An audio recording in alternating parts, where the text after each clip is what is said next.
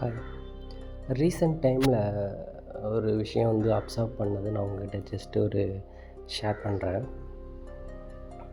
ஒரு பையனுக்கு பொண்ணு பார்க்குறாங்கன்னு வச்சுக்கோங்களேன்.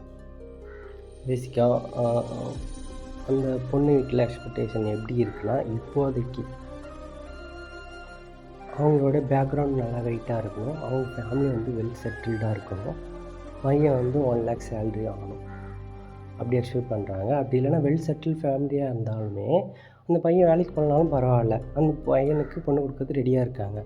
ஆனால் ஒரு மிடில் கிளாஸில் பிறந்து அவன் ஒரு ஃபேமிலியை கொஞ்சம் கொஞ்சமாக படிப்படியாக அப்படியே முன்னுக்கு அவன் தங்கச்சியை கட்டி கொடுத்து, அக்காவை கட்டி கொடுத்து, அதுக்கப்புறம் அவனோட மேரேஜை பற்றி யோசிக்கக்குள்ள பொண்ணு தடத்துக்கு யோசிக்கிறாங்க. இதுக்கே அந்த பையனுக்கு எந்த ஒரு கெட்ட பழக்கமும் கிடையாது. ஒரு கம்பெனியில் ஒரு 30,000 சேலரி வாங்குறான்னு வச்சுக்கோங்களேன். அந்த பையனுக்கு பொண்ணு கொடுக்கறது யோசிக்கிறாங்க.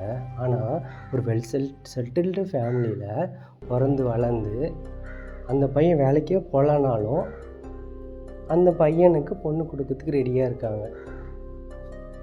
அப்படி இருக்குள்ள ஏன் இப்படி கம்பேரிசன் பண்ணுறீங்க? என்ன எனக்கு ஒன்றும் புரியலை. அப்போ அந்த பையன் இப்போது இருக்கிற பேரண்ட்ஸ் எப்படி யோசிக்கிறாங்கன்னா, நம்ம பொண்ணை நல்லா பார்த்துப்பானான்லாம் யோசிக்கிறது இல்லை, அவங்க ஃபேமிலி நல்லா வெல் செட்டில்டாக இருக்கான்னு மட்டும்தான் பார்க்குறாங்களே தவிர நம்மளோட பொண்ணோட ஃப்யூச்சரு எப்படி இருக்கும், அவன் நல்லா பார்த்துப்பானா பார்த்துக்க மாட்டானா, இதை பற்றிலாம் யோசிக்கிறதே இல்லை. இது ஒரு மிடில் கிளாஸில் வளர்ந்த பொண்ணு அவங்க வீட்லேயே இப்படி தான் எதிர்பார்க்குறாங்க. இவங்களே இப்படி எதிர்பார்க்கக்குள்ள நல்லா வெல் செட்டில்டு ஃபேமிலியில் பிறந்து வளர்ந்த பொண்ணை அவங்க எப்படி யோசிப்பாங்க? அவங்களும் இப்படி தானே யோசிப்பாங்க. ஏன் அப்படி கம்பேரிசன் பண்ணுறாங்கன்னு தெரியல.